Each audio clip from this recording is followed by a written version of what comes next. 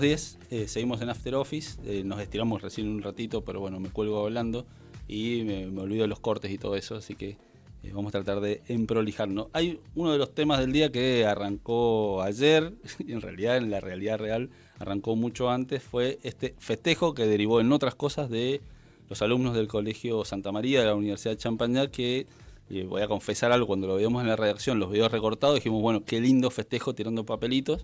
Después resultó que ese video estaba editado y que eran mucho más que papelitos. Derivó en un escándalo bastante complejo porque hubo daños adentro de la escuela, hubo padres que se quejaron, hubo una sanción, padres que se quejaron por la sanción, bueno, y todavía no termina la historia. Recordemos, son alumnos de quinto año que celebrando no el final del año del ciclo lectivo, sino que ya no tenían que rendir y demás, tiraron un montón de cosas por la boca de la escalera y generaron muchos daños en el edificio. La institución, ¿cómo lo sancionó? Con 20 amonestaciones, una de las pocas escuelas que todavía tiene amonestaciones. Eso significó que van a quedar libres y van a tener que rendir, pero aparte hay algo de justicia restaurativa ahí, que van a tener que reparar los daños ocurridos y con eso pueden quitarle parte, entre comillas, de la pena. Bueno, hubo mucha repercusión en ese sentido. Para ponernos en contexto, vamos a escuchar algunos audios de lo que ocurrió esta mañana. Primero vamos a escuchar al padre de uno de los alumnos del colegio. Acá hay una polifonía, vamos a escuchar a uno de los padres, pero hay voces de todo tipo. Los actos no corresponden bajo ningún aspecto, pero creo que son una decisión desmedida en la cual no se han tenido en cuenta todos los alumnos que estaban presentes. Hay una lista de que han dejado rendir a alumnos, te diría, de renombre, con ciertos vínculos, y en verdad, o sea, eso genera una desagregación y que en verdad molesta mucho. Los únicos alumnos que se tienen que no estar o tienen que tener la posibilidad, aquellos que faltaron o que retiraron. El resto son todos, lamentablemente, por un lado. Y segundo, no tuvieron en cuenta absolutamente nada el comportamiento académico de los 5 años anteriores. Es totalmente repudiable el comportamiento, pero si se hubieran hecho las cosas de otra manera, quizás esto no hubiera pasado. Escuchamos a uno de los padres de uno de los adolescentes que participó de esto. Recordemos, son más de 120 los alumnos sancionados. Una comidilla, digamos, parte de la polémica se dio entre los padres no por la sanción, sino por los no sancionados. Es decir, que hay un grupo aparentemente que no fue sancionado y esto es anecdótico para la relevancia periodística, pero terminó más en ese tipo de conventillo que en el tema de fondo. Por último, y antes de presentar a alguien que nos va a tratar de dar claridad sobre el tema, escuchamos a Juan Andrés Torrecillas, que es representante legal del Colegio Santa María de la Universidad de Champañá. Es comprensible el posible descontento que las familias puedan tener ante las disposiciones de la universidad. Sí, me parece importante destacar que el hecho ha sido un hecho extraordinario, inusitado y de una gravedad institucional muy grande, no solo por eventualmente las roturas que se han registrado a mobiliario, a las paredes, a los pizarrones o a los parlantes que arrojaron por la ventana, sino a la destrucción de proyectos académicos y presentaciones y gráficos que tenían los alumnos de la carrera de diseño de la Facultad de Informática. En ese sentido se registró la destrucción de esos proyectos académicos, que lo más grave es que todavía no habían sido evaluados. Bueno, escuchamos el representante legal de la Universidad de Champañá y del Colegio Santa María para tratar, todavía estamos como analizando el caso, viendo las repercusiones entre lo profundo y lo anecdótico, como decíamos recién. Entonces pensábamos en la preproducción del programa cómo podíamos abordarlo con alguien que lo mire desde otra manera y con menos contaminado por la coyuntura, porque obviamente todos tenemos amigos incluso que están ahí. Y tenemos el placer de hablar con Mariana Larrondo, que es doctora en sociología, que es investigadora del CONICET, y por su recorrido tiene algo, me apresuro a decirlo, pero probablemente ella nos podrá corregir si no es así, que ha escuchado a muchos jóvenes, así que me parece que puede traernos un poco de luz sobre lo que está pasando acá en Mendoza. ¿Cómo estás, Mariana? Un gusto. Hola, antes que nada soy Marina. Marina, sí, sí, sí. Bueno, gracias por la invitación a charlar.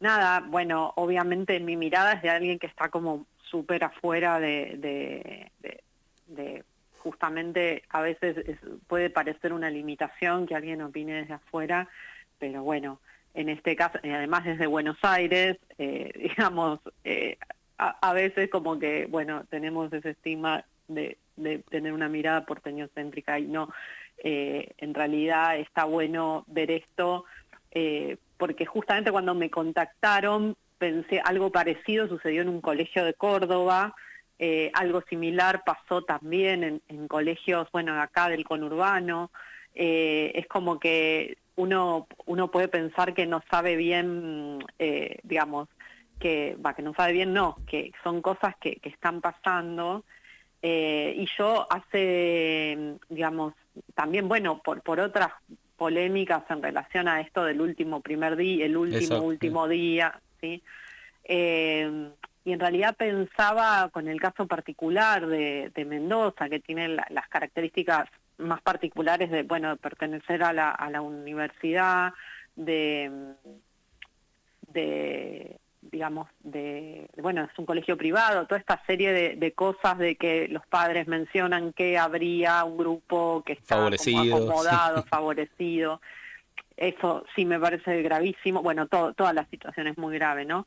Pero a mí se me ocurren pensar dos cosas, que digo, cosas que pueden ser interesantes para pensar. Obviamente, yo, digamos, me entero de estos hechos por artículos periodísticos, por lo que sale en los medios, no soy parte de esa comunidad, pero hay dos cosas que se me ocurren para pensar desde, bueno, conocer las escuelas, conocer, digamos, haber estudiado estos temas.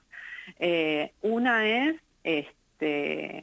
por un lado, que escuchaba recién a uno de los miembros del colegio decir, bueno, esto es inusitado, es inédito. La realidad es que no, digamos, es algo muy sintomático que, digo, en las miles de escuelas y de los cientos de miles de millones de estudiantes que están terminando las clases en todo el país, si bien sabemos que, digamos, la escuela secundaria está atravesando un momento súper crítico en el sector público, en el sector privado, en todas las clases sociales, con los temas de problemas de convivencia, bueno, todo lo que nos enteramos todos los días, y eso sí es cierto que esto no sucede en todas las escuelas. Entonces, en una escuela sucede que un grupo de estudiantes destroza con ese nivel de violencia, como vimos, el mobiliario después de estar 5 años, es una forma de autoengañarse, decir, no, durante 5 años estuvo todo bien y no sabemos qué pasó, llegó un meteorito y de repente se destruyeron los alumnos la escuela, o destrozaron parte del mobiliario, o tuvieron ese nivel de violencia. No fue, más allá que parezca intempestivo para uno que no conoce, No, algo pudo haber habido antes. Obvio, hay algo que eso es un síntoma, y digamos, si a mí me preguntan como experta, les diría a los directivos y a los docentes que por más difícil y doloroso que sea, habría que revisar la historia de esta escuela con ese grupo de estudiantes, lo cual no quiere decir ni que la escuela sea un horror, ni que claro, los estudios, o sea, algo ahí hay. Estaba leyendo, obviamente, me guío por cosas que se publicaron sobre este caso, es que los estudiantes decían que no les habían permitido tomar ese día para festejar, o que bueno, o que ellos lo hicieron igual y bueno, terminó así. Si efectivamente fue así, eso puede ser un detonante, pero digo, hay una relación entre la escuela, entre esa escuela y ese grupo de alumnos y sus familias, o ese grupo de alumnos que evidentemente no se alguien algo funcionamos. Ahí te agrego un dato que es menos tangible, pero es bastante relevante, que es los insultos que había de los adolescentes hacia el director que estaba en el lugar, y hacia insultos, la forma de dirigirse bastante dura, digamos, y violenta en cuanto a los insultos y demás. Es decir, no hay bien una buena relación entre evidentemente institucional adentro. Sí, y digo, teniendo en cuenta de que, digamos, eso, bueno, yo también soy docente en el, digamos, en el nivel superior, trabajo todo el tiempo con la escuela media. Cuando uno ve que estos conflictos, la verdad es que si uno sabe que podemos discutir horas sobre los problemas que hay con la autoridad adulta, ¿no? Sí. Digo, los que somos padres, digo, a nadie se nos escapa, mi lugar es de un analista, o sea, y yo también soy parte de esta sociedad y también soy madre, y digo, entonces, digo, no es una cuestión de ser juzgona, ¿no? Ni con esa escuela, ni con esa comunidad, ni con el sistema educativo de la universidad, ni con la provincia, ¿no? Es algo que es transversal. Entonces uno dice, bueno, ¿qué pasó con este grupo? ¿Qué pasó en esa escuela? Digo, más allá de los alumnos, más allá del director, hay algo que no está funcionando, porque la verdad es que es un síntoma eso, ¿no? Lo cual no quiere decir que no tenga que haber sanciones. Claro. Y la otra cosa que me llama la atención, y esto sí es como algo que uno visto de afuera, uno dice, bueno, 2 más 2 es 4, cuando más allá de que uno puede discutir horas si las amonestaciones son la mejor forma de sanción o no, que eso es otra discusión, pero bueno, lo que estaba leyendo yo es cuando la escuela resuelve estas sanciones, que lo hace muy bien, o sea, de acuerdo al reglamento de convivencia, que fue digo, es resultado de una institucionalidad de la comunidad, pero cuando uno arranca, hay 2 cosas, ¿no?, de esas sanciones. Cuando uno arranca a observar para qué es una sanción, o sea, arrancar desde el máximo, que es que queden libres, o sea, que pierdan todo el último año teniendo que rendir las materias. Como uno arranca desde ahí, después es muy difícil volver para atrás. Claro, sí. Y se arma todo digo, no es que esté mal esa sanción en sí misma, pero el tema es que hay que sostenerla. Y si no se puede sostener, hay que tomarse un tiempo más para pensar qué sanción como institución uno va a aplicar. Y esto, digo, es para esta escuela y en la vida. Que quizá le gana la respuesta intempestiva o epidérmica, decir, bueno, soy aleccionador entre comillas, pero después cómo retrocedo de eso, claro, o qué mensaje doy. O está perfecto, a mí me parece que lo que sucedió es muy grave, sí. Merece, o sea, si yo fuera además del análisis que podemos hacer, que también incluye en esta sanción, bueno, hacerse cargo de qué es lo que pasó con este grupo de alumnos, que fue tan violento, sin por eso desresponsabilizarlo, porque muchos de estos chicos ya deben tener 18 años, otros no, digo, por una cuestión numérica, ¿no?, de la edad. ¿Qué pasa con estos padres? Obviamente nadie va a discutir que tienen que, obviamente, reparar cada daño hecho, pero bueno, esto del tema de dejar libres a los estudiantes, que aparte es una cuestión que jurídicamente es un lío, yo no soy abogada, pero porque está el tema del derecho a la educación, el interés superior del niño, la ley de educación nacional, seguramente la ley de educación provincial, el estatuto de la universidad, o sea, hay un montón de conflictos ahí que se... Después cuando uno pone una sanción de ese calibre, que por eso no lo discuto, la tiene que sostener, porque si no la sostiene... Y después otra cosa que uno podría pensar, que cuando uno de movida hace este tipo digamos, no sé si fue intempestivo, si lo debatieron, pero es una decisión que no parece muy inteligente desde el punto de vista de dirigir una institución. La otra cosa es esto de los talleres de reflexión. Sí. Que eso, la verdad es que es como cuando uno habla digo, a un grupo de estudiantes que está egresando, que está a un paso de la universidad, o sea, es como, y digo un poco esto a los adolescentes también los hincha, la lógica del simulacro de la reflexión. Eso, o sea, eso naif así diciendo, bueno, te hago hacete un curso para ser bueno. Exacto, es como que, digo, no es que esté mal, o sea, ¿cuál es la utilidad, realmente el aprendizaje? Y en ese sentido también veo una crisis de la autoridad adulta, ¿no? No solo de los padres, sino también de o sancionamos o no sancionamos, pero un taller para reflexionar sobre lo ocurrido. Cuando te estás yendo de la escuela y demás, sí.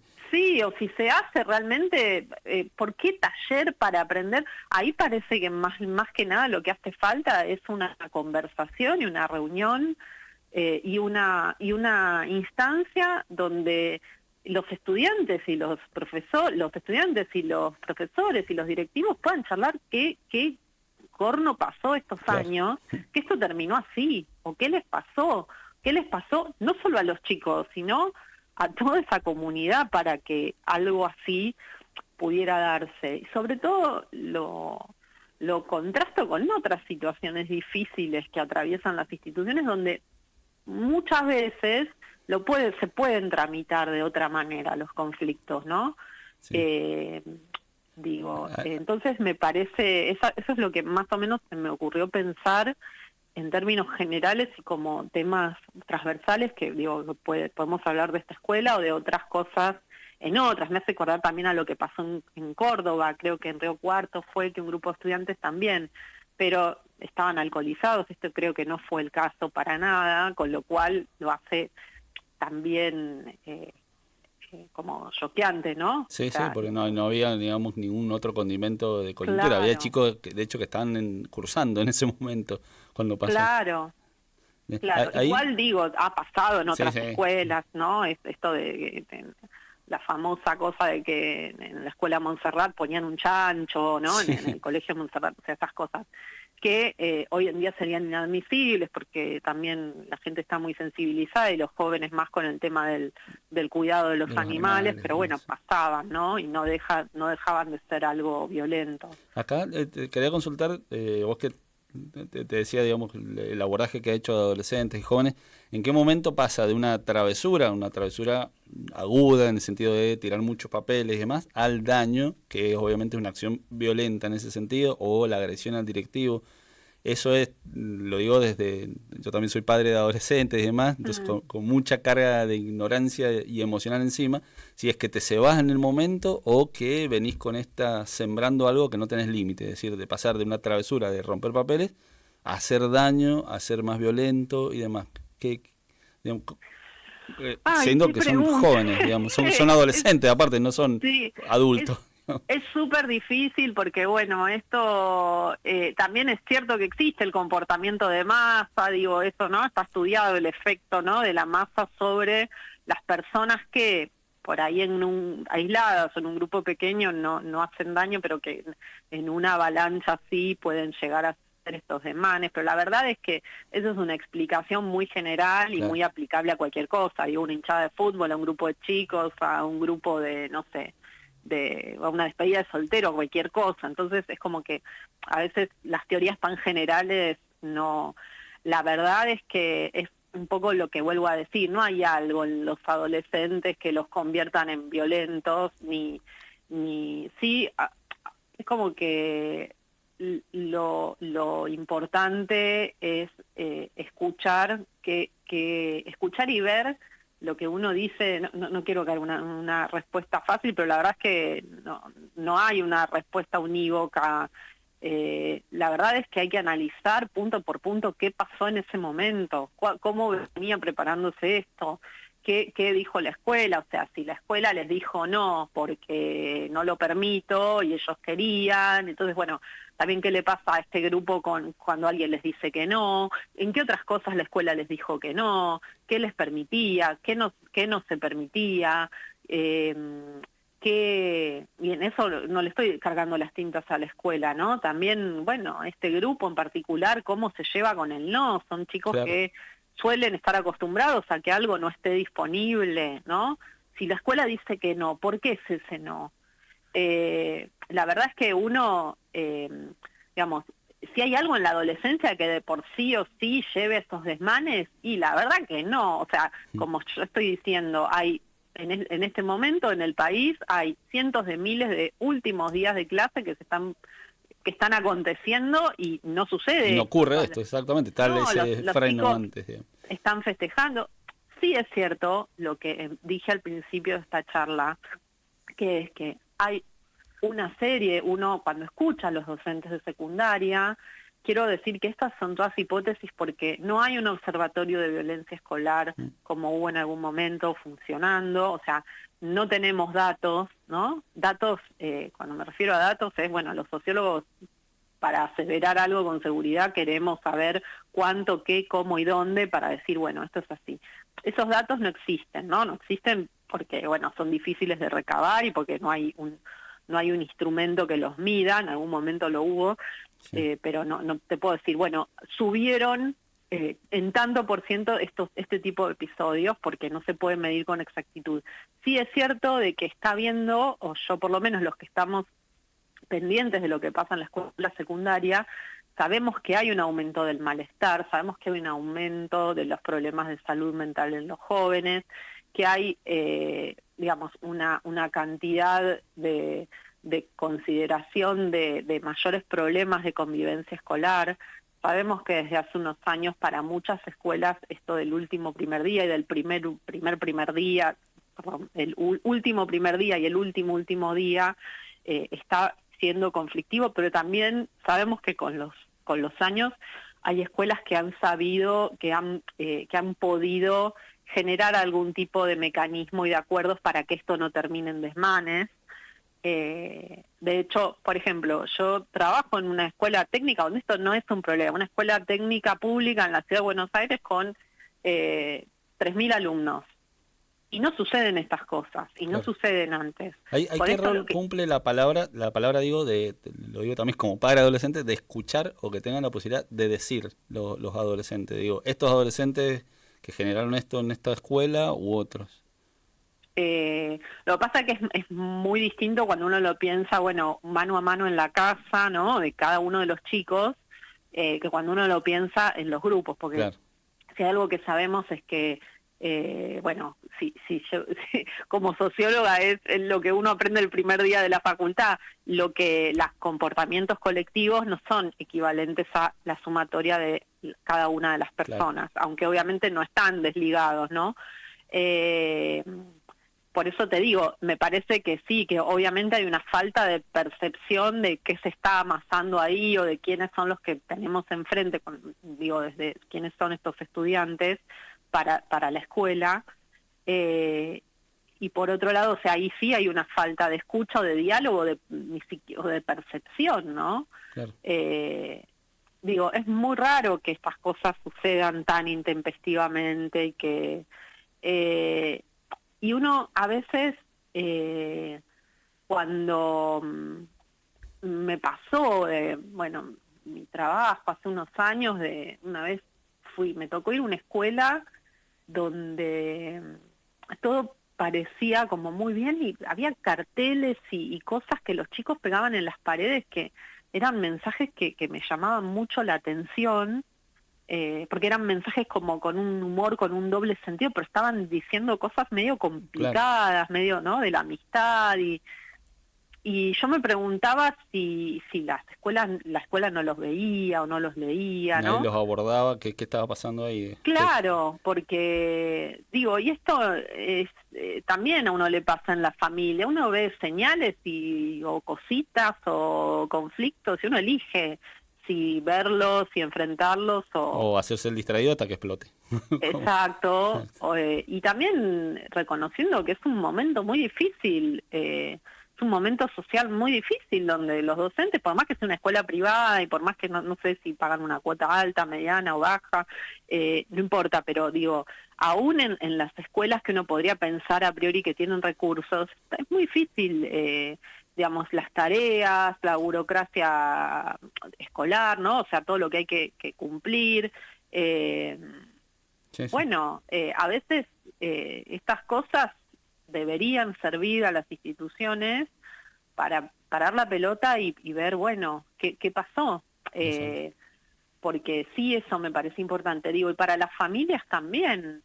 Esto de mi hijo no tuvo nada que ver, porque sí, salir a defender primero al hijo más allá de parar la pelota y ver qué pasa. Sí, la verdad es que no, y la verdad es que a veces es bueno, pero van a perder el año de la universidad y qué sé yo, o sea, también eso sí es algo que no le cabe a nadie en particular, de hecho no vi la foto de un solo alumno ni no tengo nada personal, pero bueno, no, que mi hijo va a perder la universidad, y a veces lo mejor que nos puede pasar en la vida es asumir las consecuencias de la que nos mandamos. Eso me parece que es algo que es muy complicado, digo, más allá de si las 20 amonestaciones y dejarlos libres está bien o no. Supongamos que estuviera bien, ¿no? Supongamos que el colegio lo puso y está de acuerdo al Consejo de Convivencia y es para todos, porque todos y esa fuera y supongamos que un chico fue y lo hizo y puteó al director y rompió los trabajos de los demás y rompió un mueble, y bueno, a veces son las consecuencias de lo que son las consecuencias de lo que uno hace, y lo he pasado yo, seguramente vos, qué sé yo. Me parece que eso sí es algo muy sintomático de las configuraciones de cómo estamos tratando a los adolescentes, que es querer ahorrarle todo, ¿no? Exactamente, alivianarle todo. Bueno. Por ejemplo, la otra vez yo pensaba, veo muchos chicos, bueno, acá para ingresar a la UBA hay que hacer el CBC, que es 1 año, y veo como que me llama la atención la cantidad de chicos, cuando yo hice el ingreso, hice el CBC, y la cantidad de chicos que quieren adelantarlo, ¿no? Como esto de adelantar, que obviamente tienen que estudiar un montón, pero sí, esto de rápido ya, como estas cosas de, bueno, y la verdad es que no está bueno ahorrarles toda frustración. Y enfrentar la vida. Exacto, pero bueno, Marina, eso, perdón por la... No hay problema. Marina, te agradezco muchísimo, ha sido muy valioso el aporte tuyo como investigadora y como socióloga. Bueno, muchas gracias. Muchas gracias por la conversación. Un abrazo grande. Marina Larrondo, investigadora del CONICET y doctora en sociología.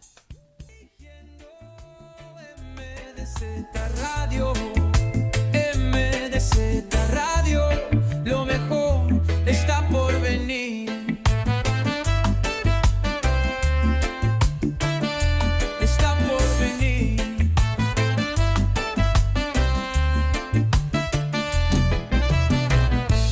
Qué bueno que estés